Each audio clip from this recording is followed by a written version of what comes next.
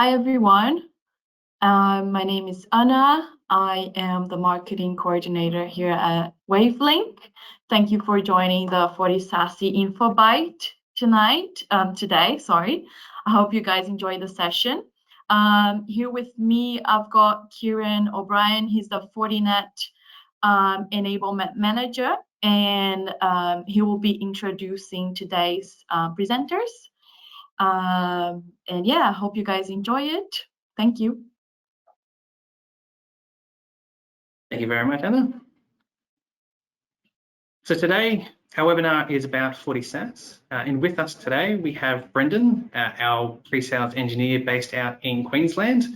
And Brendan's got an absolute raft of knowledge. I'm sure many of you have met him many times. He's got over 8 years industry experience, focusing on integration with Fortinet and also other technologies as well. And he's got a proven record around delivering high-end solutions all the way from data center, all the way down to solutions for SMBs. Brendan's focus is to connect with and empower our partners by monitoring, mentoring and developing enablement and training, as well as assisting with pre-sales inquiries to help our partners be the absolute best of themselves in today's markets. Joining us today is Robert. He's one of Fortinet's enterprise systems engineers. Thank you so much, Robert, for coming along and assisting us with FortiSASy. Robert's got an absolute wealth of knowledge. He's got over 20 years experience in the ICT sector, with the last 10 years of those being focused on cybersecurity. So Rob, thank you so much for joining us for this one. All right, thanks for having me. Secondly, I'm definitely not an engineer, but solutions lead for secure networking. All good. So today's agenda, for anyone that hasn't seen the agenda, we'll be doing a little bit about why do businesses need a secure access service edge or a SaaS solution. We'll then go into exactly what is SASy and Fortinet's FortiSASy product. Then we'll have a look at quickly how MSSPs can utilize the solution within their existing portfolio, where it sort of fits. We'll then jump across, and Brandon's going to do a really in-depth demo of the solution for us. And then I'll go back, we'll hand it back to me, and we'll do a little bit about where to find some further information, if you'd like some data sheets and ordering guides and things like that to sort of self-serve yourself. If you have any outstanding questions, we'll do a quick Q&A. So if at any time you have any questions about anything that we're speaking about or SASy in general, just pop it in the questions section in GoToWebinar, and we'll do our best to either respond through that question and answer section, or we'll keep them towards the end and we'll have it in the live Q&A section. A little bit on Wavelink for anyone that hasn't dealt with us in the past.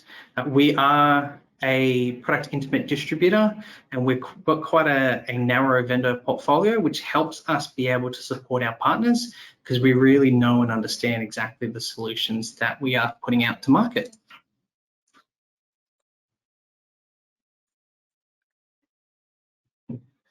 We have a range of things that we do to help partners out, such as marketing activities, professional services activities, as well as enablement and training. We've currently got 2-day free workshops for all of our partners to come along and get your hands-on experience into a lab environment with a FortiGate, so you can get sort of that product intimacy, as well as professional services program, including things like staging, rollout, and installation services. And if you'd like some details about all of the services that Wavelink can provide, just reach out at any point. We're happy to let you know what they are. So why do businesses need a secure service edge solution?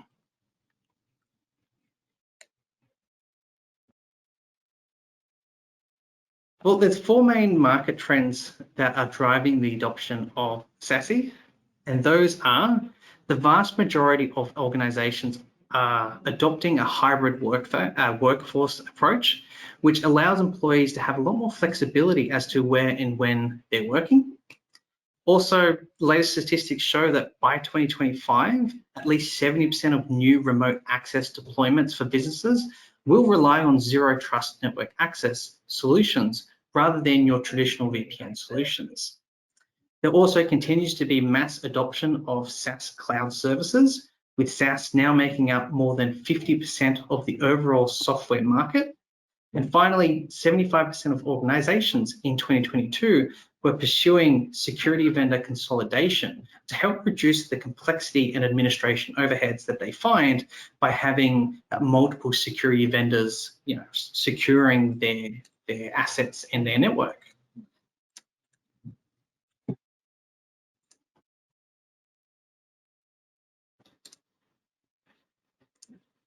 The three major challenges for businesses are that there are still inconsistencies with security policies and capability across corporate networks and also devices, which creates potential security gaps.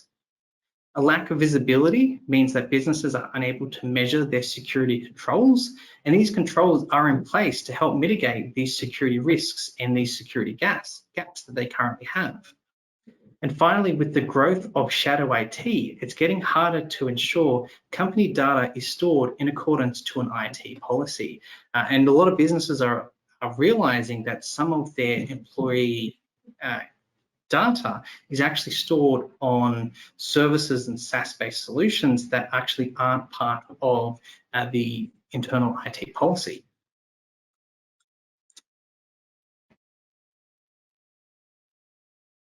So with that, I'll pass across to Rob to go through what is SASE. Thank you very much, Kieran. So on the next slide, I'll talk through what the actual definition of SASE is. And if we can go to the next slide. Just a reminder, Rob, do you want to turn your webcam on and you have keyboard control? No worries, thank you very much. Okay, so over the years, applications have moved. They're no longer just in a data center. We've now got applications on the internet, SaaS, in multiple public cloud vendors. We've even got applications in some of our edge computing locations. And as Kieran mentioned, users are now working from everywhere. So they're not just sitting behind a gate in an office somewhere. They can be at a branch, they can be at home, they could be on a plane. What that's created is a lot of complexity in our IT environment. So the average company, the average SMB has over 40 security tools. The average enterprise has over 120 security tools. So trying to manage all of those tools, how do we decide which tool to focus on, which tool to patch, tune, etc. So we've created a lot of complexity, which slows a lot of innovation, and it just makes our attack surface a lot bigger because a lot of these tools, security tools, aren't actually talking to each other. So what is SASE? I think there's a lot of confusion in the market about what SASE is, and I think now it's agreed upon. Gartner's definition of SASE is the convergence of the networking piece, SD-WAN, and cloud-delivered security. So it's more than just a secure web gateway and calling it a SASE. It's secure web gateway, firewall as a service, ZTNA, and CASB. So the SSE piece, security services edge. Just converging those two things together. I'm waiting for the slide to go to the next one. It's just converging your on-prem networks and your remote user networks. So no matter where your users are, no matter where the applications are, no matter where your network is, providing consistent security. So if they're on-prem and trying to get to off-prem resources, or if they're off the network trying to get access to private applications, ensuring consistent security across the board. So that helps improve your risk posture and reducing security gaps, because you're not having to worry about different tools with different rules and different threat intelligence feeds. It's all a single vendor providing you with that same level of security across the board. It also helps with operational efficiencies because you're not having to manage 5 to 10 different security tools. With a single stack, your team can focus on managing that one single vendor. And it helps with cost savings because you're not having to pay for contracts and renewals from multiple vendors. It's all coming from the same vendor. So Gartner's market predictions is SASE will continue to grow, and it keeps on growing and growing. By 2026, they're predicting it'll be a $21 billion market. Another key thing to note, and that's another thing Kieran touched on earlier, is 97% of organizations plan to have an active vendor consolidation strategy by 2025. That's quite a massive number. Pretty much every company is looking at vendor consolidation. As things are tightening with budgets across the world, we do have a skills shortage at the moment as well. That vendor consolidation is going to help us try and manage our environments effectively and provide effective security across our organizations. And at Fortinet, we're helping with that consolidation story. So consolidation is the end goal. We're helping that story with convergence and with integration. So from the convergence side, we've got our next-gen firewall, being able to turn on SD-WAN. So we've converged the SD-WAN and next-gen firewall into a single appliance. You can just turn that on if you're already a FortiGate customer. You can turn on the SD-WAN piece, and that helps with that application experience. So being able to route traffic effectively and efficiently via the most secure path. The next step of that journey is, well, what do we do when our users aren't sitting behind one of our FortiGates? And that's where the SASE piece really comes into play. So SASE is provided all via a unified client. So that unified client gives you access to all of your applications, no matter where they are. So whether that's in SaaS, whether that's on the internet, or whether that's within your private data centers, that can be Azure, AWS, etc. We also provide the flexibility and simplicity that you can connect your secure edges. So any of your FortiGates, any of your FortiGate SD-WAN environment directly into the SASE cloud. So you can determine as a customer where you want to do that security processing. Do you want to do it on premise, or do you want to move it all into the cloud? And what we've also recently announced is our micro branch or our thin edge environment. So being able to connect our 4G, 5G LTE appliances, our 40 extenders into SASE to do the security inspection. And also just announced overnight our 40 access points. So being able to connect an access point directly into the SASE cloud to do the security inspection and gain access to your applications no matter where those applications are. So we talk about a unified client, and so our FortiSASy client is more than just a VPN. It provides you with full endpoint protection. So endpoint protection, web filtering, sandboxing, anti-exploit protection. This is all included as part of the SASE license. It also provides vulnerability management. So part of our posture checks for when we're doing zero trust access is a full vulnerability management tool. It also, from a secure access perspective, gives you access via ZTNA, CASB, and secure web gateway. And all that telemetry is filtering into the bigger FortiFabric story. All right. So now I'm going to cover the three main use cases that we see for FortiSASy and what customers are looking to SASE for. So the first one is internet access. So whether it's with the agent or agentless, so via a BYOD device, giving your users secure access to the internet. So why Fortinet for secure internet access? Our ASIC technology, which we develop ourselves, give us the ability to inspect things at scale. So over 80% of the internet traffic is encrypted. So using our special technology, we can inspect a lot more traffic. You can't stop what you can't see. So the ability to inspect things at scale gives us a higher chance of being able to stop threats within your environment that may come through encrypted channels. All of this is powered by FortiGuard Labs. So we have over 10 million firewalls out there in the wild. 1 out of every 2 firewalls shipped is a FortiGate. So all that telemetry is feeding into FortiGuard Labs, where we have an AI and ML engine, and we have a team of security analysts who are neutralizing over 200 billion threats a day. So if we see anything anywhere in the world, your customers are going to be protected instantly. Next up is private access. So this is really one of our differentiators. So we do private access in 2 different ways. So the first way I'll cover is enabling our universal ZTNA. So just as your FortiGates were already SD-WAN aware and you could just turn on SD-WAN, they are also ZTNA proxy aware as well. So the way we do zero trust is we look at the device attributes. Is it a corporate issued device? We look at the user. Who's the user? What user group are they a part of? Should they have access into this application? Then we do a posture check. So we look at things like, do you have an antivirus? Is that antivirus on?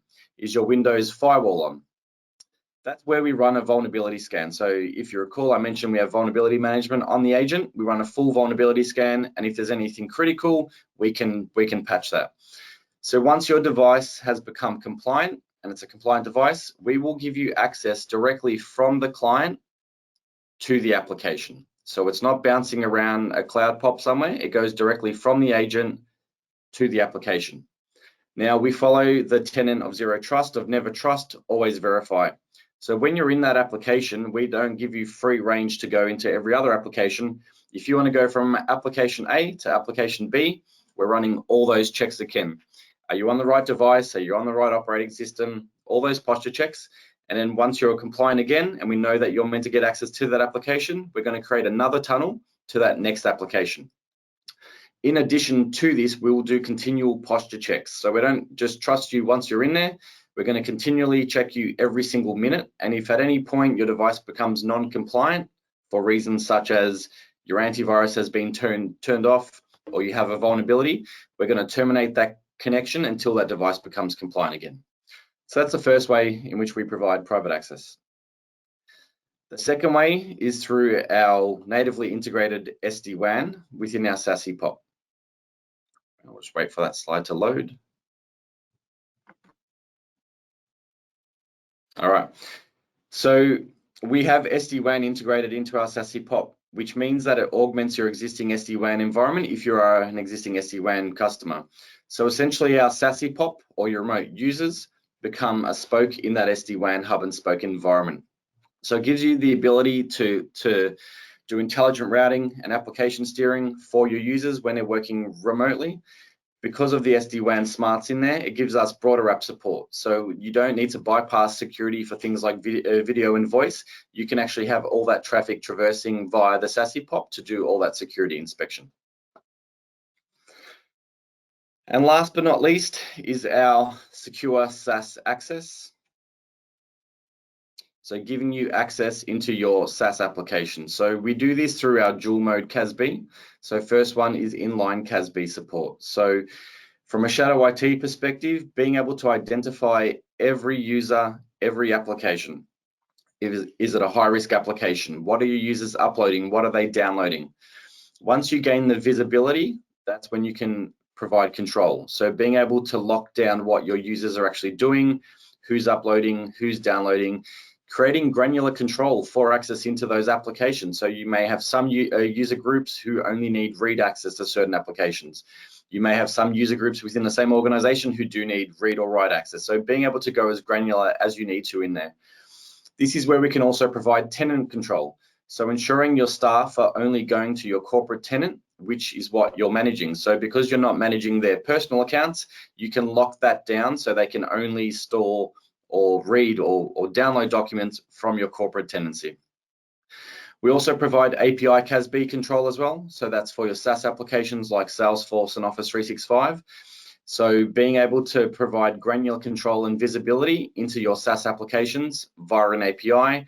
So doing things like scanning all the documents within your Office 365, making sure there's nothing malicious in there as it goes through our sandbox and FortiGuard labs, and then being able to provide that visibility, a lot of reporting. So we can do a lot of reporting around PCI, ISO, etc. So giving you full visibility into your SaaS applications, especially with SaaS where you're not responsible for the underlying infrastructure, you're responsible for your data.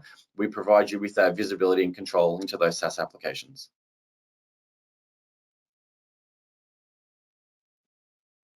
Very easy to configure, and as I mentioned, from a reporting perspective, giving you full visibility of what your users are doing in there. So activity history, risk statistics, being able to identify high-risk users, who's uploading, who's downloading, any DLP policies that may be triggered in there, whether it's credit card numbers, tax file numbers, driver's license numbers, and providing full risk and usage trends and reporting for your applications. It's building it slow.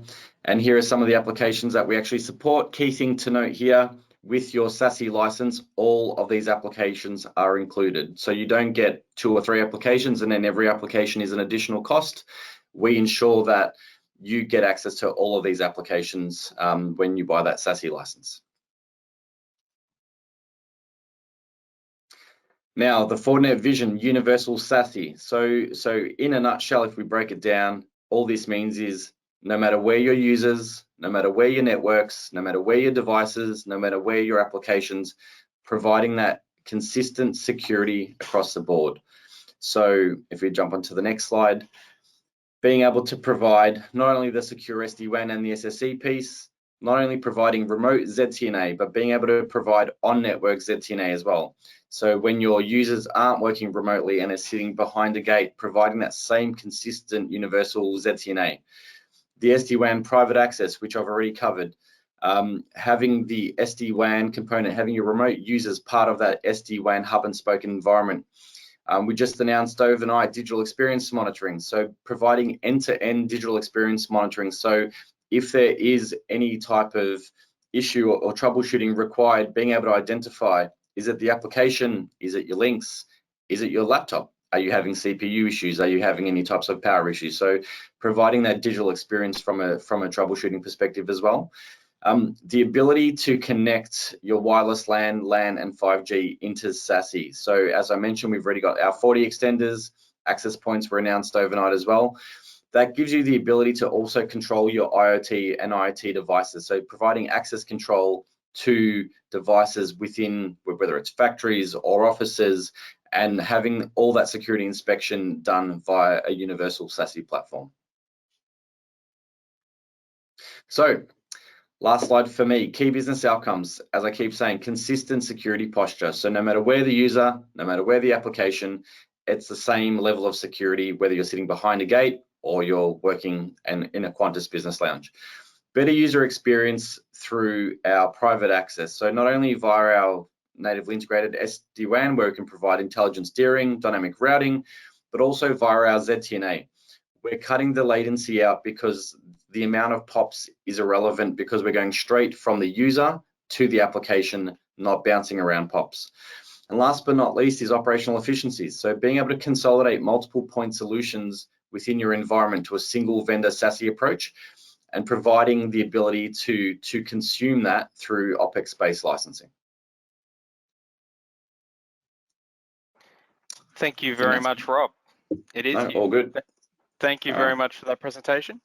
I'm going to take you through how MSSPs can utilize FortiSASy in their portfolios. So our current agenda with the Info-Bytes is we've been following a process. So right now we are doing, or we've done protect, we've done detect, we've done respond, we've done a lot of these. FortiSASy is coming into the protect and detect categories. So as you see here, we are protecting with AV and IPS. The AV is built into the FortiClient piece, but it's also on the FortiGate, inspecting the traffic going through the gate. FortiSASy does have some multi-tenancy support. So there is a portal where you can then access your different tenancies and apply different licensing and manage them. This is done through the FortiCloud portal with the organizational unit structure enabled. That is something that we can help you with if you haven't got it enabled already. So right now I'm going to take you through a bit of a demo. So this is the FortiSASy dashboard. So on the dashboard, you can see, the operational status, so the health status of all the FortiSASy, bits and pieces. So there's the portal, the EMS cloud, you've got all the different POPs, and we can see they're all operational right now.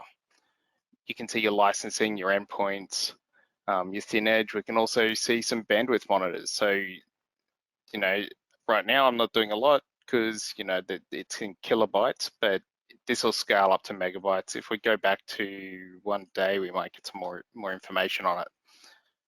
We can also see application bandwidth as well, so we can see what applications have been using, how much bandwidth. So OneDrive would typically be a fair bit because you're uploading and downloading files. So yeah, you can see I've peaked at 48 megabits on this chart. If we click into manage endpoints, this is currently polling the information from the EMS controller in the background, and So this is very much live. So you'll see here, I've got one machine that's online at the moment. Its VPN is connected. You can see I'm running Windows 11, and it is using an updated version of FortiClient, which is not supported by FortiSASy because I installed it myself as opposed to just following the prompts. So that's something that I did.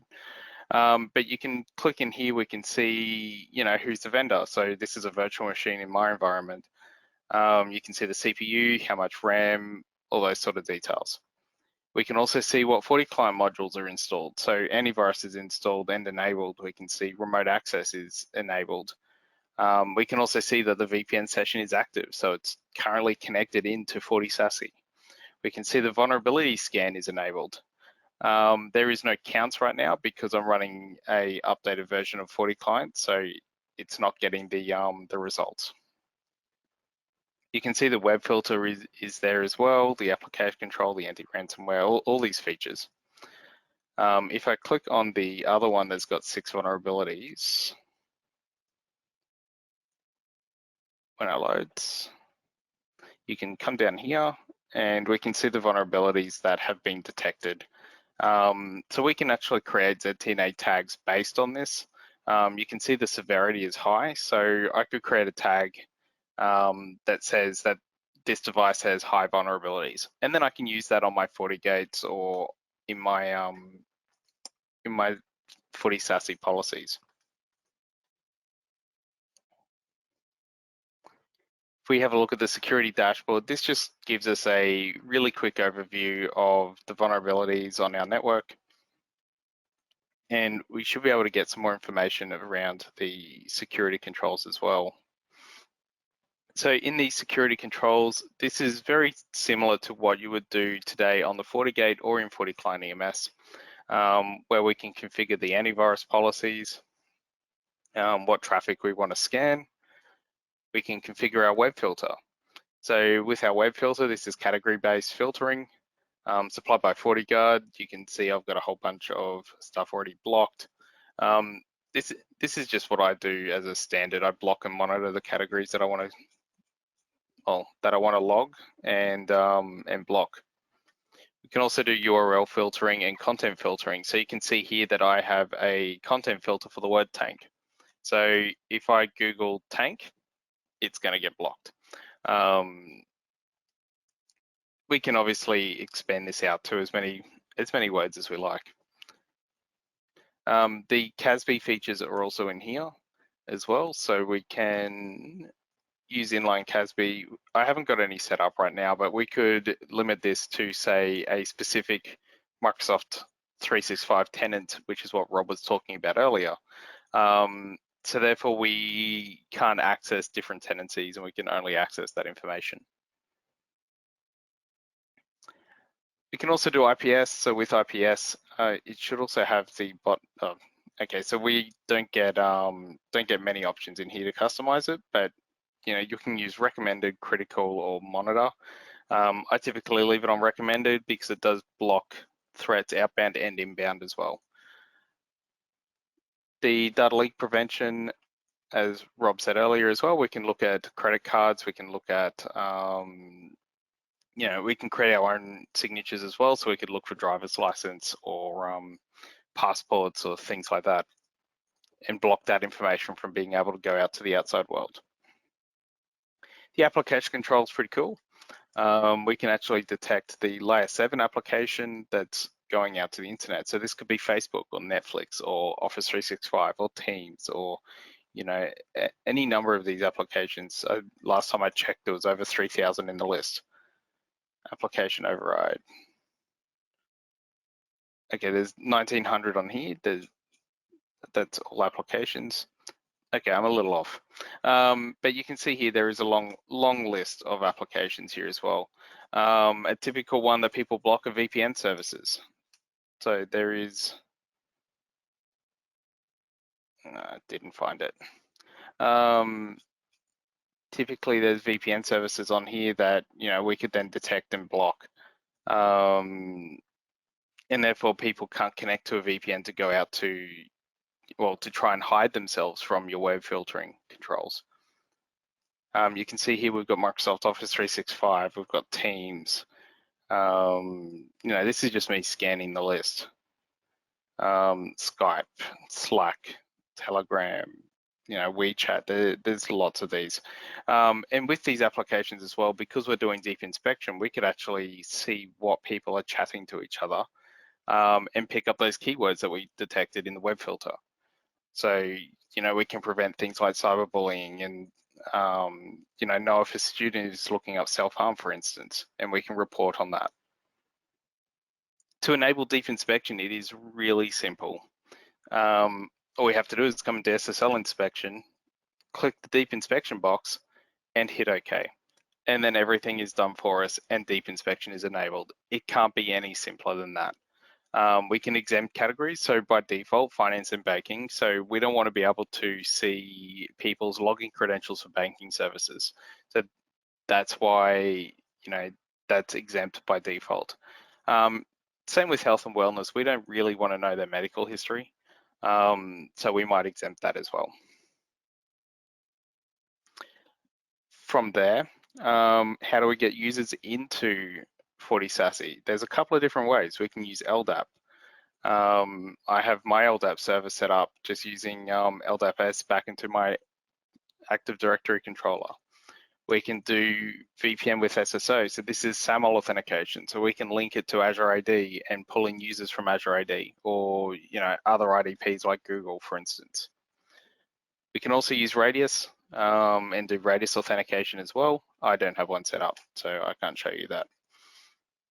Some other policies that we can set up as well is more around the endpoint. So, I have got my Forti client set to always connect to FortiSASy. So a typical use case is, once your device is off-site, you want it to always VPN into FortiSASy so that you can filter it with FortiSASy and get the logs and, get the visibility about what's going on in your environment. So I don't care which internet service is connected to. I want that tunnel to be enabled. So I've got it to auto connect. I've also got it to force the always on VPN. So I can't disconnect from it. Because even though auto connect might be enabled, the user could still disconnect.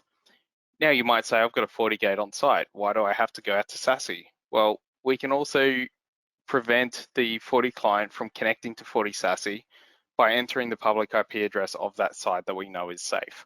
So we don't have to go out to SASy if there is an on-premise FortiGate that you want to utilize instead. We can also do split tunneling. So if you want to access your local networks, for instance, we can enter that in here as well. We can then enable malware protection. So this is now on the client itself. So doing this on the device that Forti client is installed. And this is similar to most antivirus software that you have to date. We can enable FortiSandbox. So I'm getting mine done by FortiSASy. This is provided as part of your licensing. You can, if you have FortiSandbox already, you can use your own FortiSandbox to do it as well. And it's going to scan all my removable media, so USB sticks, things like that. It's also going to scan network drives. So when I open a file on the network drive, it's going to scan it then. It's also going to scan the web downloads and the email downloads. So that's how I'm going to protect patient zero from those unknown threats that we don't know about yet. We can also turn on wait for FortiSandbox results before allowing file access. So, this will prevent, and as long as FortiSandbox detects it, it will prevent that patient zero on unknown attacks, because FortiSandbox will, execute that file, open it, and look for that malicious activity, and then block it if it is malicious. And then we've got ZTNA. So ZTNA is all about getting the quickest path to the application. So this is where we don't want the traffic to go to FortiSASy first. We just want it to go straight to the gate on site. And this is what Rob was talking about being, the efficiency part. We want it to go direct, lowest latency, that sort of stuff. So here I've got my remote desktop set up so that I want a remote desktop into this host here, which is local on my network, but it's going to connect to this proxy first. So this proxy is my FortiGate. It's got a server set up on port 3000 that it's listening to. Now, this can be any TCP service. So another use case would be like a network share.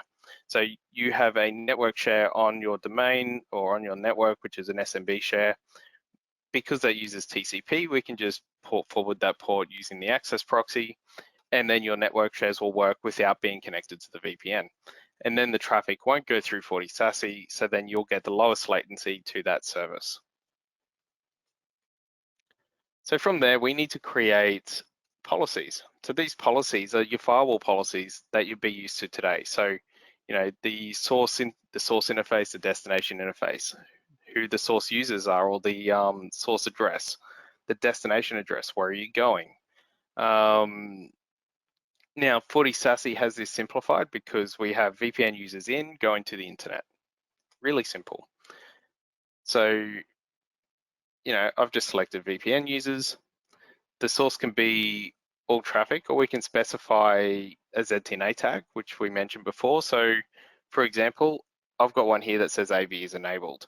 So if the AV is enabled, and I've also got it set so that if the signatures are up to date, it'll get this tag. So then if that is valid and true, then we might even specify a user. So it could be a user or a group. I'm just going to select my user account. Destination is all internet, or we could specify, we might want it to go out to Salesforce, for instance. I don't know, just an example. And we might specify the service. I've just specified all, but it could be HTTP or HTTPS. It could be DNS. It could be, you know, any number of services to the internet.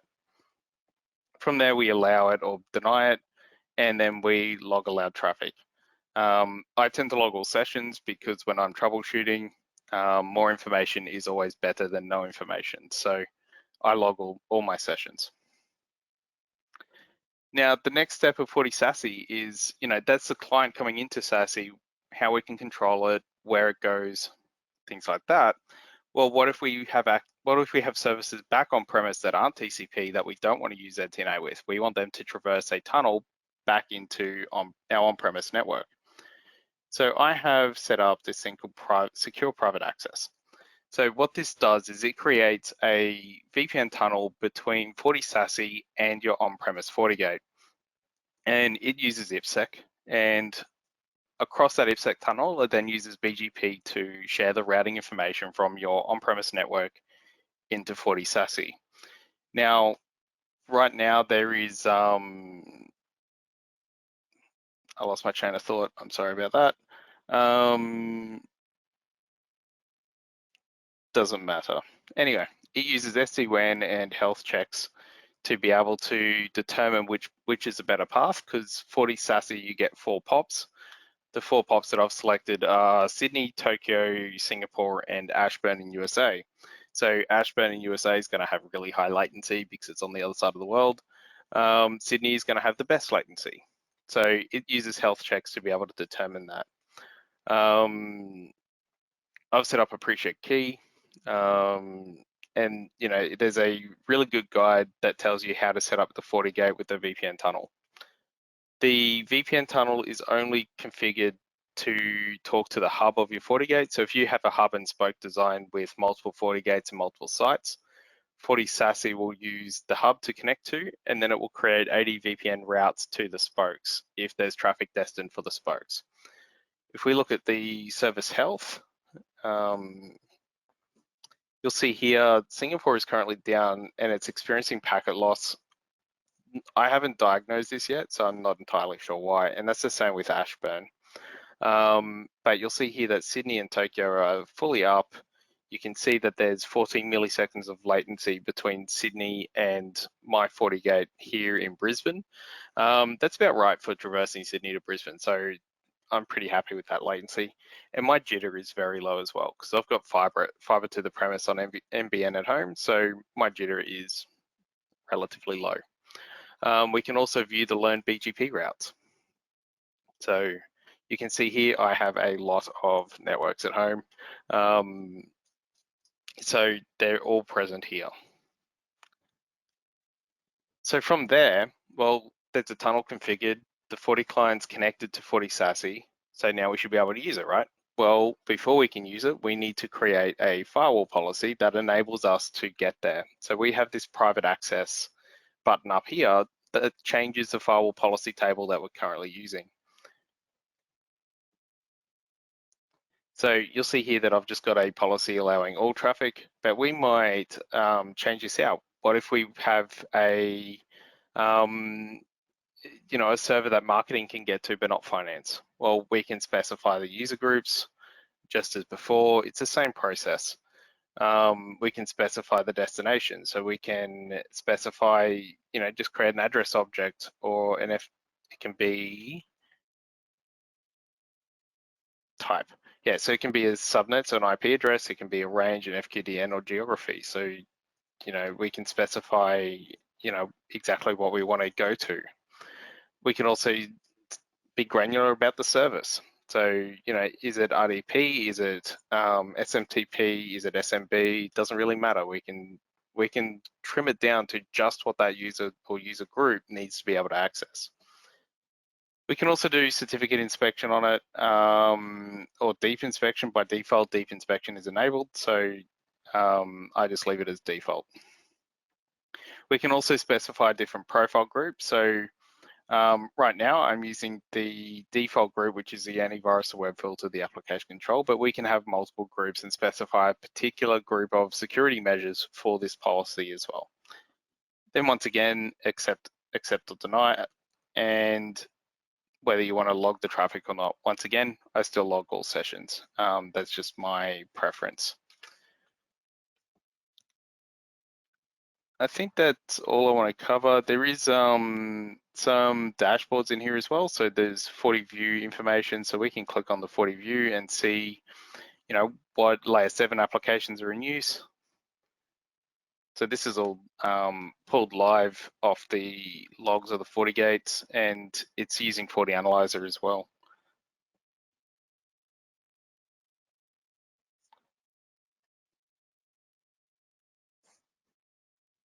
Yep, so here we can see, Microsoft Portal, we can see 365, OneDrive, Windows Update, Google Ads.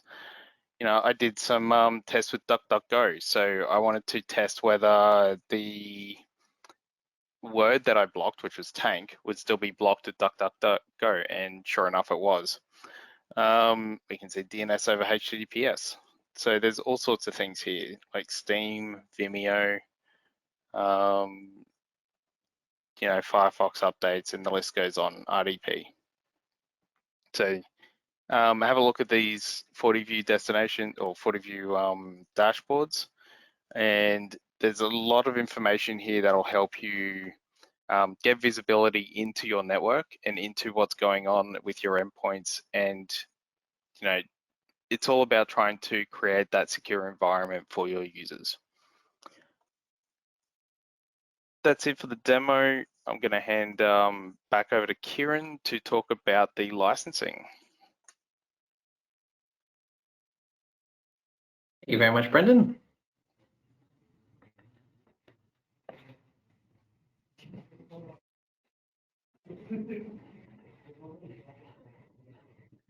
So licensing is really, really easy with the FortiSASE solution. Sorry, Brendan, I think it's just gone ahead. Do you mind just going back another slide? One more. Thank you very much. So licensing with the FortiSASE solution is super easy. So as you've seen, that there are many components that make up the FortiSASE solution. You've got your layer 3 to layer 7 firewalling, URL filtering and anti-malware that's done on the POCs. You've got your ZTNA solution, that's all cloud provision. You've got your device posturing checking, your continuous assessment of all of your assets. You've got CASB included, your inline CASB with API-based solution for management and also unmanaged devices.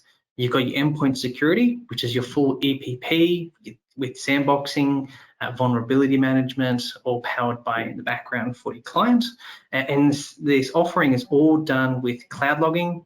It's all cloud management through the centralized portal, the FortiSASy portal. There's 24/7 support, and also for each license that you get, the user can actually deploy that license onto 3 of their devices as well. And here's a list of all of, or furthermore, what the included functionalities are with the agent license as well. Including the fact that this supports Windows, Mac OS, Linux, iOS, and also Android.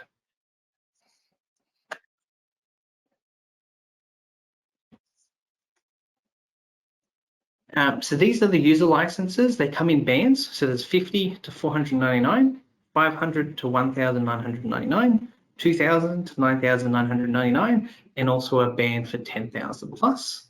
And then, of course, there's the SKU on the page with multiple year lengths of licensing available, such as 12, 36, and 60 months licensing. And then there are additional services you can add on top, such as a bandwidth add-on to give the SASE POCs more bandwidth, as well as dedicated IP addresses if you require for your environment.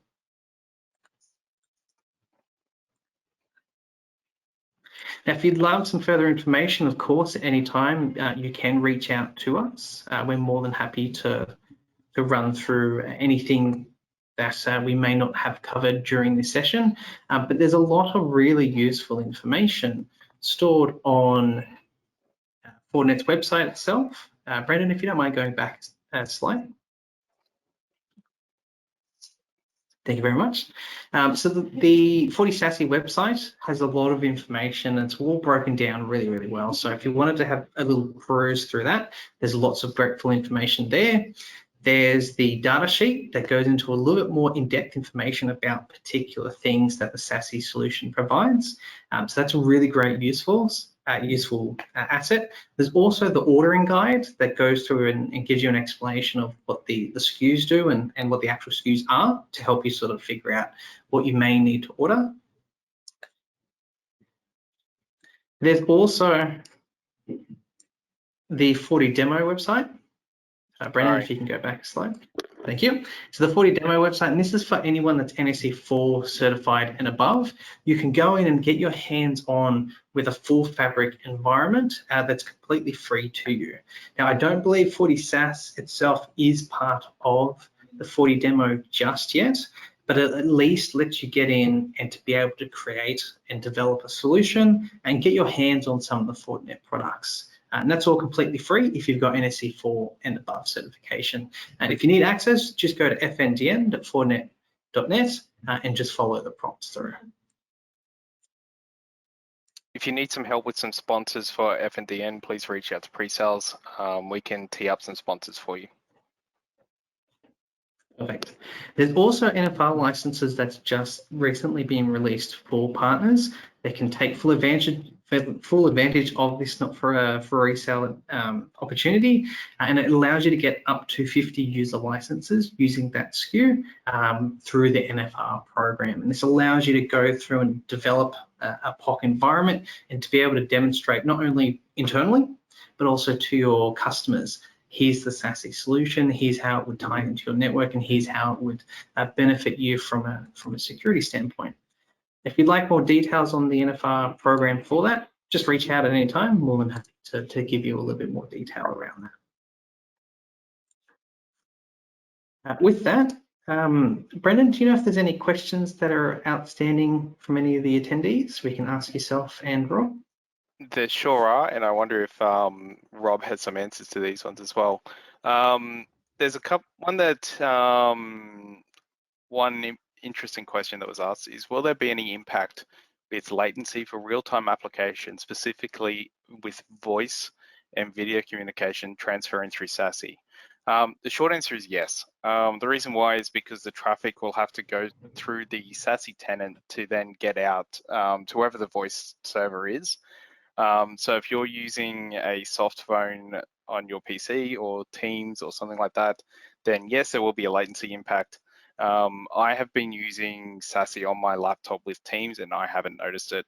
I haven't tried a soft phone, so I can't comment there, but you could see in my health check that there was 14 millisecond latency to get back into my on-premise network. So, 14 milliseconds from Sydney to Brisbane, you're not really going to see any voice impact there. But it will increase the latency because it will go through the SASE POP. can FortiSASy be integrated into FortiManager? Right now, no, it can't. Rob, do you know what the timeline is on that? I believe it is being implemented, but I don't have a timeline for it. Nothing officially. However, we did, if you look at social media, LinkedIn, we did announce a few things overnight. So one of those is unified management via FortiManager. So we can expect that to be before the end of the year, I would assume. But I can't talk about roadmap things. But yep, so unified management's coming as per that release last night. So excellent, thank you. Another one, Rob, that I don't know the answer to is with FortiSASy, can we detect or differentiate between like corporate Dropbox accounts and personal accounts? I was thinking maybe with CASB. No, we definitely can. Yeah. So within the inline CASB, that's where you can see the difference between who's using a corporate tenant and who's using a personal account. You can then add controls around that. So we can do some really cool things. So from a Dropbox perspective, you can put rules in place to say only use our corporate Dropbox account. But we can even go more granular and say, admin staff can have read-only access on Dropbox. You can then create a rule for marketing staff. Marketing staff can have upload and download capability in there. So you can go as granular as you want to for every user group within your business. So not just giving everyone carte blanche access to everything. It's being able to provide that granularity. We've got over 5,000 applications within our inline CASB application control. And a lot of those applications, as Brendan was showing you previously, have the sub-application. So being able to go really granular from a security perspective on who's accessing what when. Another cool thing that we've had a customer do is, and we didn't show it just in the interest of time, is having a splash page. So not necessarily having to block that person's personal account, but having a monitor page, a HTML page coming up when they try and go to their personal account, and it can say something along the lines of, hey, you're going to your personal account, we're recommending you go to your corporate account, click here if you want to continue. So putting the onus back onto the user, but it's providing that flexibility, right? The customer can determine how they're going to do it. That's awesome. Thank you, Rob. The other question is the included bandwidth I can never say that word, cumulative based on the amount of licensed users? Yes. Yep. So it's a pooled license. It's not a restricted license per user. It's a pooled license for the actual account itself. So thank you very much. So over to you for next steps, Kieran. Thanks, guys. So to help you on the road to success, we've put together 5 next steps to help you guys. First step is to register for our upcoming FortiEDR webinar around Fortinet's next generation endpoint protection solution. That is part 3 of our 3-part webinar series, all about protecting users. So definitely register for that. Step 2, reach out to your account manager here at Wavelink and arrange for the discussion with our pre-sales team around the SASE solution. We're happy to jump on a call with you and work through with the wider team about all aspects of the solution. Run an internal demo and gain that first-hand experience with the solution, utilizing the NFR offering. We definitely recommend for any partner that's looking to sell and deploy FortiSASy, get your hands on the NFR SKUs, and that gives you the ability to be able to run it internally and get your hands in dirty with it. Then, of course, once you've got that familiarity with the solution, we definitely recommend running a demo with your customers to highlight how that SASE solution provides a powerful protection wherever that user is. And then once you've got that, you can then develop and sell a converged Fortinet security platform design that works for your customer and has that single vendor solution that they're looking for. With that, thank you so much everyone for attending. Thank you, Brendan. Thank you, Rob, for hosting this session for us. We hope that you guys got a lot of useful information out of it.